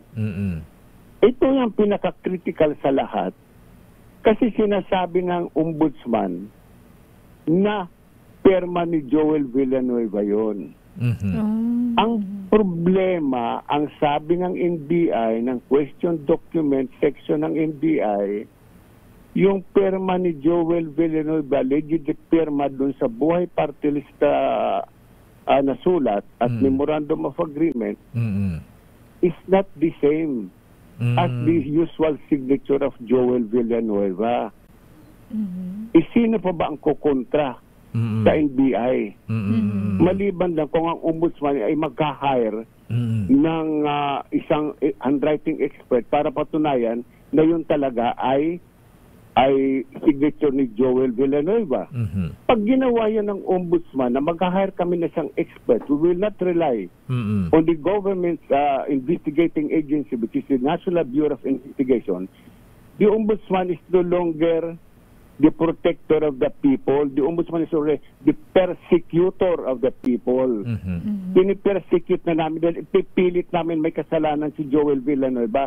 Hindi ho yung gawain ng isang piskal. Hindi ho yung gawain ng isang matinong ombudsman. At siguro naman matino pa ang utak ko. At saka isa pa, ombudsman Justice Sam, sir, di ba dapat, ba't naman kung pirma ni Joel Villanueva, ba't naman pipirma siya dun sa buhay party list? Si Back party list sila. Si Back party list naman siya. Yan na nga. Bakit siya pipirma dun sa buhay party list? Diba? Hindi nga siya buhay party list, si Bak eh. Oo. At saka yun na nga, iba yung perma doon sa buhay party list. Hindi ho niya perma yun eh. Yung sinasabi ng NBI. So, misinform o less informed ang Ombudsman na Boying Remulla. Hindi niya nakita ng decision niyo, Ombudsman, sir. Ayoko hong husgahan si Ombudsman Remulla. Para ang tingin ko lang, may mga taong pinagsasabong kami ni Ombudsman Remulla. Hindi ko ho alam kung sino nagsabi sa kanya na mayroong sikretong desisyon. Pag tiningnan ho ni Ombudsman Remulla yung aming tinatawag na case management system, nandun ho yun. Pag kinuha niya yung record sa record sa division namin, ng kaso ni Joel Villanueva, nandoon po yun, kompleto yun. Kasi ang complainant sa kaso ni Joel Villanueva ay yung Field Investigation Office ng Office of the Ombudsman. Hindi ho pribadong tao. Ayun. Ombudsman mismo yung Field Investigation Office ang complainant. Kaya yung title ng kaso, kung maalala ko, is Field Investigation Office versus Joel Villanueva. At mayroon pang iba eh. Marami sila doon eh. Ngayon, yung kaso was only dismissed in so far as Joel Villanueva is concerned at saka isa pang maalala ko parang babae yata. Pero doon sa iba, yung mga NGO, na natili yun. Kaya may kaso yatang kriminal yung mga members ng NGO. Teka muna, Justice Sam, ayan kung buhay party list ito, ayan. Ano nangyari dun sa kinatawan ng buhay party list? Alam ko si Lito Atienza ang kinatawan ng buhay party list yata, at saka yung anak ni brother El Shaddai. Hindi ko ho alam kung anong nangyari sa kanila. Ayan. Wala akong alam. In fact, hindi ko ho alam kung sino ang representative ng buhay party list noong araw. Ayan. Takal na ho kasi ito lakay mayor, ito'y biro mo 2019 na kung na-desisyonan, 2025 na ngayon. Opo. Ako naman yung utak ko ho ay nagkakaedad na rin. Medyo, naalala ko ito. Naalala ko ito nang sinabi sa akin. Kaya lang nakakagulat dito yung sinasabing may secret decision. Lakay kung sino mang tao makakapagsabi na may ginawa kong anomalya sa opisina ng ombudsman, lumantad siya, sasagutin ko. Basta mali. Isang sintimo wala akong tinanggap, lakay. Hindi ako namuliti ka noon ako'y nasa ombudsman. Alam nyo yun. Basta hindi mali. ako namuliti ka. Lagi kong sinasabi, yung nag-appoint sa akin, kasi parang ang nangyayari dito, lagi akong kinukonekta kay Duterte. Diniwanagin ko ulit. Nang na ako'y inappointed Digong, ang sinabi lang sa akin, Digong, gawin mo ang trabaho mo. Pag-assume ko ng trabaho ko, hanggang sa si Digong ay hindi na presidente at ngayon na hindi na rin presidente at nagtapos ang termino ko, ni isang salita kay Digong wala akong narinig. Na Sam, pwede ba pagbigyan mo ito? Sam, pwede ba? Wala. Kahit sa isa sa kanya mga alagad, si Bingbong Midaldea o si Bongo, walang sinasabi na boss. Sabi ni Presidente, pwede mo bang Kaya doon ko nirerespeto si Presidente Duterte at ipapasintabi ko sa iba na wala akong pinakiusap sa akin. Hindi ako diehard Digong, hindi ako DDS. In fact, I am a Marcos loyalist. Yung tatay ni Marcos, hindi itong presidente. Liliwanagin si senior. ko yun. Si Marcos loyalist, yung senior Marcos. Okay? Ayan. Pati pamilya ko, pati binan ko. Buo kami, Marcos senior loyalist. Pero hindi mo ko masasabi na Duterte loyalist. Inahangaan ko lang yung dating presidente sa pagiging isang maginoo, isang taong nirerespeto ang trabaho ng kanyang kapwang kawani sa gobyerno. Wala ho ang pinakiusap. Kasi ang nangyayari rito, laging kinukonekta kay Digong Opo, dahil appointing ng mga kritiko ko Pero ako naman wala akong kulay ng politika Pero Justice... alam mo naman kung anong hilig ko lakay mag-chismis sa Kaya nga po, alam ko matindi ang research ninyo. So itatanong ko sa inyo, anong dahilan? Ba't naghiwalay si Ellen Adan at saka si Derek Ramsey? Alam mo, ang suspecha ko dyan, ang pinagmulan yan isang magandang lalaki sa DCRH. Mukhang yun ang pinagsilosan yata ni Derek Ramsey. Sino ang magandang lalaki nito? Si Henry Uri? Sino ba yung magandang lalaki rito? Henry Uri. Hindi, mukhang malayo yata si Henry. Malayo yata si Henry doon sana. Malayo kay Derek. Ano ba yun? Pero yung pinakagwapo sa DCRS, malayo si Derek naman doon sa pinakagwapo sa DCRS. Diba? Sino ba kasi yan? Hindi ko kilala. Nag-blah-blah item si Tita Sam. Tita Sam? Ano ba Tita Sam? Malapit ako maging reporter. Kapalito ni Tita Swarding. Ay, gano'n. Akala ko papatalsikin na natin si Tita Morley. Hindi, kapalit Tita Swarding. Tita Sam Martires. Magagalit kasi si Morley yan. Ako sa telepono Oh, sabi siguro, papalitan pa ako Justice Sam Martires, sir. Maraming salamat sa paliwanag. Thank you and happy weekend, Justice. Chill-chill lamang po. Thank you, Justice. Salamat na kayo, Mayor. Yes, maraming salamat. Sister L, maraming salamat. Thank you very much, Justice. Ayan, R8 sa number 10. Ayan. Ay, lakay may pahabol pala ditong katanungan. Anong pahabol? If yung decision daw kay Villanueva ay na-transmit ito sa Senado. Wala na si Justice Sam nawala na si... Pinutol ni Don. Ngayon ko lang nakita. Hindi na raw niya trabaho yun. Hindi na trabaho. Yun na ba yung kasagutan niya? Kasi iba niya? nagpa-press con pa. Sige na to, ganyan. Okay. Hindi mahilig sa publicity ito si Tita Sam. Maraming salamat, R8 sa number 10. Ating bagong showbiz reporter, Tita Sam Martires. Daming bayan. Hindi ako sanay, natatawa talaga ako lakay. Bakit? Kasi para si Justice Sam, ginawa ko Tita Sam. Diyos mio, marimar talaga. Showbiz para bagay sa... Mukhang yun ang gusto niya no? Malapit na nga raw siya maging showbiz reporter. Di ba yung request niya, maging showbiz reporter ng DCRH? Oo, nabanggit niya nga pala sa atin yun, no? Nung malapit na yung retirement niya. Kaya sabi ko kay Romy Gonzales, turoan mag-showbiz reporter. Okay, Morley, kay Gorgie na lang. Undergo the training. Sandali lang mga let Narciso standby, Raymond at Paas. Pero sa loob na ilang dekada mga ateng ng serbisyo sa pagbabalita ng inyong lakay, patunay ako na mahalaga ang malakas na resistensya sa araw-araw. Malaking tulong sa akin ang N Plus Gold, isang nutritional powder drink na especially formulated para sa healthy aging at daily nourishment ng katawan. Malaking tuloy ito kaya ang inyong lakay ay aktibo pa sa pagtatrabaho. At nakasabay pa ako sa kapitbahay kong mga millennials sa pagja-jogging. Kasi full pack with vitamins and minerals ang N Plus Gold.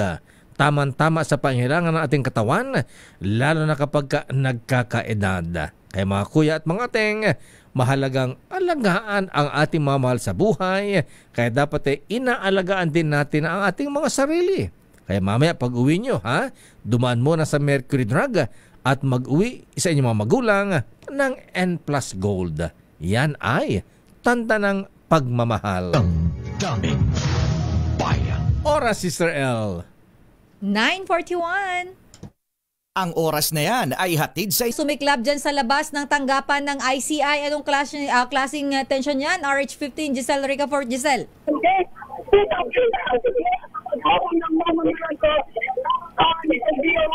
Ba't nagkakahabulan, Giselle? Bakit nagtatakbuhan, Giselle? Ano yan? Ba't may ginugulpi o hinuhuli? May sumusugod. Gusto nilang pumasok sa establishmento. Ano establishmento ito, Giselle? ICI. Giselle? Giselle? Napatakbo si Giselle. Ito yung mga... Go ahead, Giselle. Go, Giselle. Anyari? Okay, go. Lakay Sister El, sinislabi yung tension dito sa labas ng tanggapan ng Independent Commission for Infrastructure sa Taguig City. Iyan ay nang mabilis na subukan ng mga sumugod na relihista na pasusin itong gate ng DOE compound kung nasaan ngayon o kung nasaan nakatirik yung tanggapan ng Independent Commission. Naririnig ninyo yung kanilang patuloy na pagsigaw na itigil yung nagaganap daw di umano na cover up ng komisyon sa gitna ng kanilang investigasyon sa anomalya sa mga proyekto sa flood control. Hindi na wala pang nagtatagumpay sa kanila na makapasok sa compound ng DOE ngayon sapagkat nakabansada, mabilis naman na naagapan ng mga pulis na kanina pa nakaposte dito sa labas ng DOE compound. Gayon din yung mga security ng mismong DOE compound na nagtutulong-tulong para pigilan yung mga demonstrador na makapasok na sa DOE compound na saan yung tanggapan ng Independent Commission. Pakinggan natin yung nagpapatuloy na demonstrador na kayo. Anong grupo sila? Mm-hmm. Anong grupo ito, Giselle? At marami ba sila? Hindi marami ito.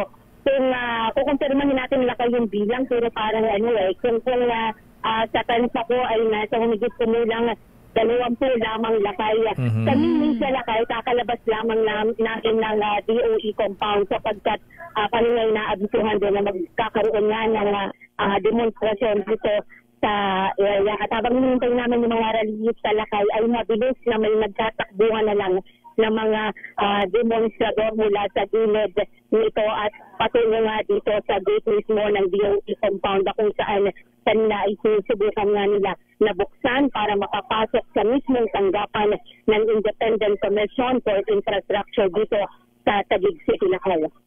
Okay nga Rod, sige subaybayan mo yan Giselle. At may mga hinuli ba? Lakay? May mga inaresto ba? Wala naman.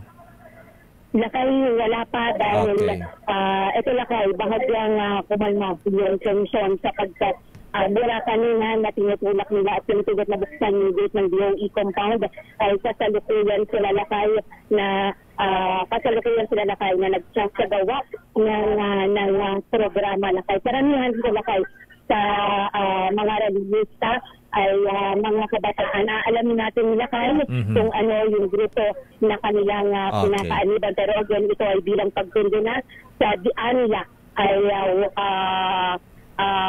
pag-cover up daw Lakay. Doon na sigawang investigasyon ng Independent Commission for Infrastructure. Ito si Giselle Ricaport para sa DZRH sa Pilipinas, sa Pilipino. Flash Report! Flash Report! So inulit po natin mga bigan, may tension po sa harapan ng tanggapan ng ICI sa Taguig. Daron pong may mga nagpuprotesta at sabi ng mga nagpuprotesta, itigil daw ang cover up sa investigasyon ng flood control scandal. Pero meron pa tayong flash report dito, Let. Ayan. Pakibati na happy birthday si Teacher Bing Adalin. Ayan.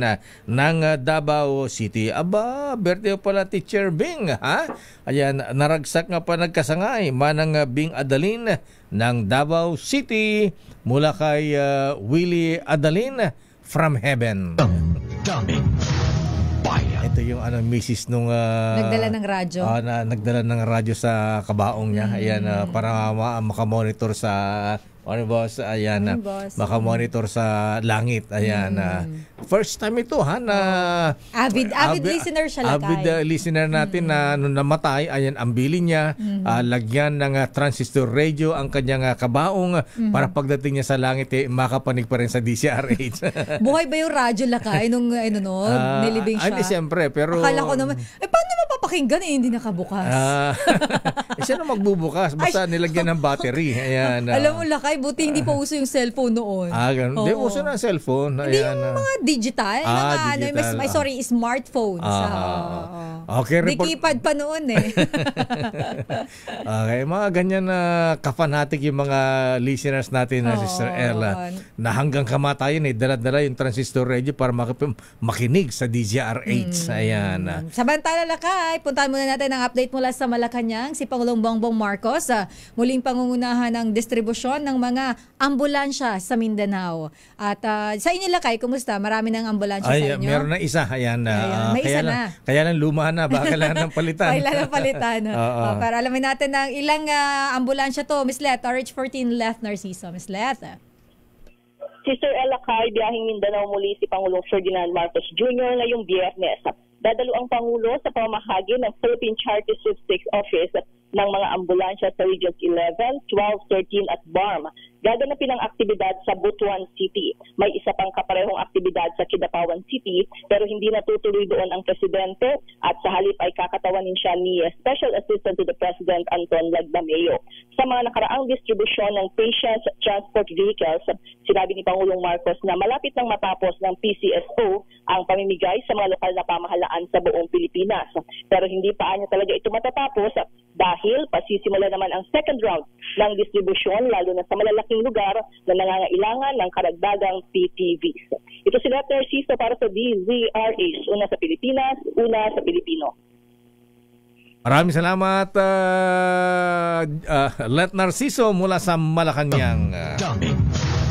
Nako, alamin nga natin sa Senado. Ano ang latest dyan sa Senado, Raymond? Kaugnay sa issue kay Senator Joel Villanueva. Yes, alamin nga natin dahil mula sa Malacanang, sa Senado naman itong investment ng Maharlika Investment Corporation o MIC sa NGCP. Guni-guni pa rin daw. Guni-guni? Pero bago yung guni-guni na yan, Raymond, ayan, kay Senator Joel Villanueva, ayan. Alamin natin. Ang sabi ni former ombudsman na Sam Martires, ayan, hindi daw secret decision yan. Ayan, yes, hindi naman secret. Baka lang, lakay, tingin ko sa tagal na rin ng panahon. Nakalimutan na kasi. Wala naman perpektong tao. At dahil absuelto na si Senator Joel Villanueva, magpapamisa ba sa Senado? Bakit misa? Ayan. Thanksgiving Mass? Magpapapray over sa JIL. Ayan. Pero alamin natin, ang report wala kay RH28, Raymond Adpas. Raymond. Yung issue kay Senator Joel Villanueva, baka magkaroon ng linaw mamaya-maya lang, Mayor at Sister L, dahil yung budget ng Ombudsman ang sasala ngayong umaga at inaasahan namin nakaharap ngayong umaga si Ombudsman Boying Rimulya. Bagawing zero budget. Dahil wala ding medyo masalimuot din kasi, Mayor, yung mga lumalabas na dami pang naging biglang mga magagaling na abogado na mga magandang tignan kung ano yung record. So intayin namin na Mayor kung ano yung ilalahad ni Ombudsman Rimulya, kung totoo bang sikreto yung sinasabing meron palang ganun na pwedeng i-dismiss secretly yung isang balik na rin yung decision sa isang napakalaking kaso. Yun ang ating alamin maya-maya lang kayo. At saka may tanong din kanina, di lang natin na ihabol ng tanong kay former Ombudsman Martires kanina, kung na-transmit ba sa Senado yung decision niya noon na nagdi-dismiss dun sa kaso laban kay Senator Villanueva. Kaya yun yung isa din yun sa parang kahapon medyo may dilema nga kami, kaya marami ang nanghihingi mismo kay Senator Joel ng kopya ng decision kasi para makita, pero wala, yun lang yung kumbaga yung dispositive portion lang ang ipinakita niya, yung dismiss yung case noong 2019 at saka yung nakuha niyang clearance noong September 10, 2025. Ngayon lang, Mayor, na may clearance siya sa Ombudsman, may clearance din siya sa Sandigan Bayan ng Nangahulugan na wala na siyang kaso doon sa dalawang ahensya na yan. Okay. Abangan niyo mami si Ombudsman Boying at Senator Joel. Ayan. Member ba ng budget committee sa appropriation si Senator Joel Villanueva, Raymond? member naman lahat sila, Mayor, lalo ganun ba? Pwede naman sa kahit sinong, actually kung titignan mo dito, kahit naman hindi ka kumbaga member doon sa isang committee, pwede ka namang pumunta at magtanong, pero kaya tinatanong namin kahapon kung pupunta itong si Senator Joel, mukhang wala yatang balak na pumunta at komprontahin si Ombudsman Boying. Boying. Sige. Akala ko magkakaroon ng confrontation mamaya dyan. Anong pinagsasabi mong dismiss na ako? Anong isa-serve na dismissal? Baka hindi naman lakay. Professional naman yung mga yan. Alam mo ng Boying, barako yun. Abangan ko na lang barako ng Cavite. Abangan ko talagang statement niya bukas sa executive session lakay para mayroon tayong pang headline. Malay mo, baka imbitahan ni Senator JBC, Senator Joel. I-guest niya din sa executive session bukas. Tsaka si Cador Plato. Sila tatlo. Okay nga, Ruth. Proceed, Raymond.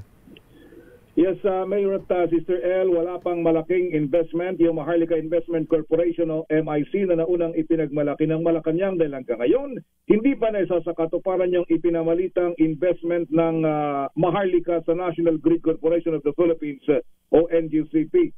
Sa budget deliberation dito sa Senado, na inamin ni Secretary Sharon Garin ng Department of Energy na hindi pa ito na isa katuparan dahil hanggang ngayon ay patuloy pa rin siyang nagtatanong dito. Nagtataka si Senator Gatchalian kung sa buong akala nila ay natuloy ang nasabing investment dahil noong una pa lamang ay nagpahayag na siya ng suporta dito dahil kailangan talaga ang gobyerno na pumasok muli sa NGCP para may mata at tenga dahil nga kontrolado ito ng mga dayuhan. January 25 o January 27, 2025 nang inanunsyo ng Malacanang na meron ng 20% na investment ng MIC sa NGCP. Dahil dito tinawag itong budol ni Senator Sherwin Gatchalian dahil hindi naman pala ito totoo. Pakinggan natin yung kanilang palitan ng salita doon sa hearing sa Senate Committee on Finance. As per our conversations with MIC, Mr. Chair, wala pa yung, how do you call it, the contract itself. There was a letter of irrevocable letter of intent or... I thought we were celebrating na mababa yung nakuha natin. Diba? Nakatipid pa tayo. Napakagaling ng Maharlika team dahil nakatipid tayo, nakakuha tayo ng discount. Pero wala pa pala. We are supposed to get... Parang nabudol yata tayo no? Hindi, but I'm just saying, hindi naman it's beyond the bayad It's really, sabi nga ni Senator JV, it's for national security purpose. That purchase, I am not looking at making money out of it I'm looking at securing the country. So that... Bahagi ng pahayag nila Senador Sherwin Gatchalian at Secretary Sharon Garin ng Department of Energy. Ito si RH28, Raymond Advaz para sa DZRH, una sa Pilipinas, una sa Pilipino. Daming bayan. Maraming salamat Raymond Advaz at bago ang report ni Edniel Parosa, bago makalimutan na Sister L, batiin ko lang na happy birthday si Madam Maria Cristina Trinidad de Vera. Ang President CEO ng Infra Machineries, IM Infra Machineries, Sister L.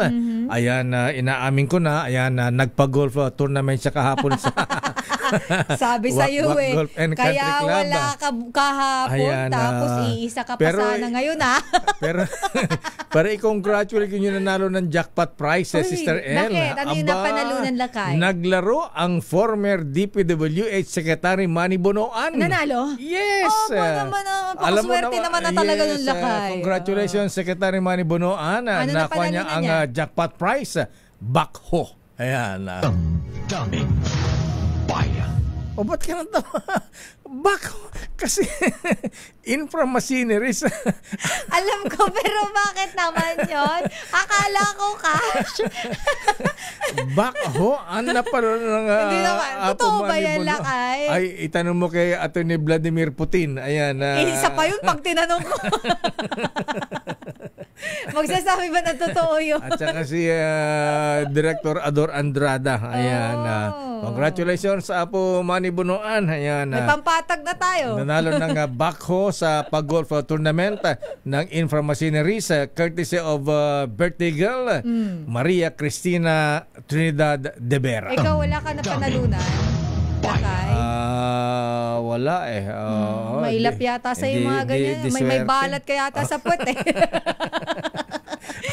Ito si Edniel may balat. Ito na ang report ni Edniel dahil itong online scam hub sa Maynila sinalakay ng PNP-ACG at mayroong naaresto 39 katao lakay ang arestado dyan. Mga Pilipino ba to? RH52 Edniel Parosa. Edniel. Naaresto ng Philippine National Police Anti-Cybercrime Group itong 39 na kataong sangkot umano sa pagpapatakbo ng isang online romance at investment scam hub. Katuwang ang PAGCOR at Securities and Exchange Commission, isinilbi ang unang ACG itong warrant to search, seize and examine computer data sa isang opisina dito sa bahagi ng Malate, Maynila. Sama sa 39 na mga nahuli ay mga 8 Chinese national at isang Taiwanese national.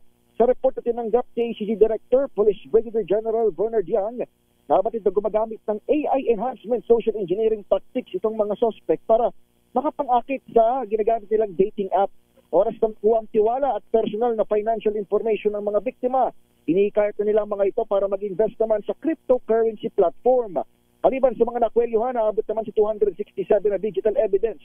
Nakumpiska ng pulis, kasama na rito 36 computers at 200 mobile phones. Naharap itong mga naaresto sa paglabag, Securities Regulation Code, SIM Registration Act at Cybercrime Prevention Act of 2012. Ito si Edniel Parosa, nag-uulat para sa DZRH. Una sa Pilipinas, una sa Pilipino. May mga natitirpal mga scammer na ganyan. Butit natin bug lahat yan. Sige, ubusin ng mga yan. Oo, tsaka Lakay, paalala natin. Ngayon po ay Burmans na. Ay, oo nga pala, at napakarami ng mga scam naglipa na pa rin. Ako, Lakay, ilang beses ako nakatanggap na 3 beses yata, thrice, mula sa BPI. Ayun, na mayroon daw akong reward. Ay, yung points, 6,000 plus points na mag-expired na kailangan kong gamitin. Tas may link. Ako naman credit card daw. Ayan, hindi ka naman nag-credit card. Meron naman kaya wala akong credit card ng BPI kaya paulit-ulit na mag-expire na ayan last 3 days before you claim your you can claim your credit card mga ganun laki. Tas may link ba? Never po ang bangko nagpapadala ng link kasi nga po 'di ba yung naglipa na nga po ng mga scam. So ang nakakalungkot lang Lakay dahil isa sa mga kasamahan natin dito hindi lang pala bangko yung sa SSS Lakay ginagamit nila ang SSS mga senior citizens naman ang tina-target at sinasabi na kailangan ninyong mag-update ng inyong mga records sa SSS at senior citizen ang kanilang pinupunteriya. So, i-orient natin yung ating mga lolo-lola, nanay na wala pong ganon, wala pong unless talagang totoong lihitimong transaksyon. Pero yung mga nagpapakilala lang at nangihingi sa inyo ng kung ano-anong detalye, wag nyo pong ibigay. Ayan. At wag yung sasagutin. Pero sinagot ko sabi ko, ogag. Samahan mo. Ako Lakay, meron ako niyan dati sinampulan. Pero dapat wag ka na lang mag-reply. Alam mo kung bakit Lakay? Malalaman nila na active yung number mo na yon. So deadline mo lang para hindi nila alam na aktibo yung numerong yon. Kasi random yan Lakay. I-block mo na lang. Block agad. Tapos wag mo na lang din sagutin. Oo. Talaga sumagot ka pa, pala sagot ka. Pero ako one time sabi ko, wow, gipit na gipit Gusto mo mang-scam Hindi naman nag-reply. Ay, kaya ingat-ingat po sa mga scammers at saka fake news. Yes. Dapat po mag-research at i-double check ang ating mga sources. Ayan. Maraming salamat manang being teacher. Ayan, at yung mga anak niya nakikinig daw sa Canada.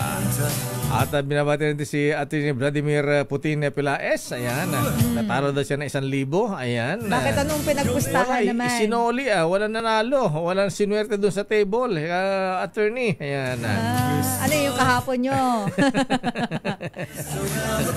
Ayan, binabati natin si Bess Zamora. Ayan, Nobol, Attorney Byung Garing, good morning.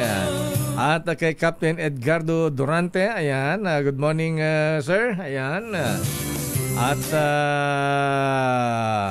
At Good morning, Mayor. Trivia year 1990 on board MV Marigold at Singapore Strait. Pagising namin sa umaga noon sa barko, ang DCRS broadcast ni Joe Tarok. Wow. Ang pinapahinggan namin. Totoo yan. Naman. May mga yung mga dumadaang barko ng mga Filipino seamen noon. Ayan, pagka na pagdating sa Philippine Sea, ayan naririnig tayo. Ayan. Ang lakas naman ng signal natin, Lakay. Sana mas lumakas pa lalo. At happy birthday din kay Ma'am Mabel Rosales Pentinio ng San Miguel Corporation. At kay Captain Benji Escobar, maraming salamat, Kapitan. Kay Dr. Ferdy Pagdilao, Mr. Michael Ismaygay, Lito Villarosa, at Casero Lagmay, Hilde La Cruz. At sabi ni may pahabol na tanong sana kay Jill Browner, bakit yung nagrally lang arestado at pinasubpina, pero yung nang re-recruit sa coup at nagbabantang papatayin si BBM, safe lang. Ayan. May sagot na siya, Dr. Roel Aguila. Ayan, nasa CIDG na raw po ito. Yes, ayan. Mukhang mag-file sila ng kaso. Ayan. At maraming salamat sa ating showbiz reporter. Ayan. RA sa number 10, Tita Sam Martires. Ayan. Ayun, dati kong boss sa Adamson University, Lakay, nakikinig pala kanina. Sabi niya, nice, Tita Sam. Ha, ha, ha. Hi, Sir Jun Bumagat. Ayan, nakikinig sa atin, Lakay. Nice daw, Tita Sam. Bishop Pautagana, Kuyang Tom Angeles na Olonga po. Ayan. At Kuyang Commissioner Boy Balmores at Kuyang Boyet Mapili. Good morning. Happy weekend. At yan ang kabuhan natin palatuntunang damdaming bayan. Ako po si Deo Macalma. Sister Al po, Elaine Apit, stay safe. God bless. Ingat-ingat po. Susunod na, Wonder Woman. Sino bang susunod na maluha? Ang Operation Tulong ang papalit pala kay Wonder Woman na nandyan sa mission sa magpapalugo ngayon sa Cebu, sa Bugo. Ayan. Hindi naman Lakay. Hindi ko lang sure kung ano yung ganap ng ating Wonder Woman. Susunod na, andan hindi Wonder Woman ito, ha? Supergirl. Ayan. Kala ko magiging binauhan ulit. Supergirl Mabel Arrive Baha Binauhan. Bye-bye. Bye.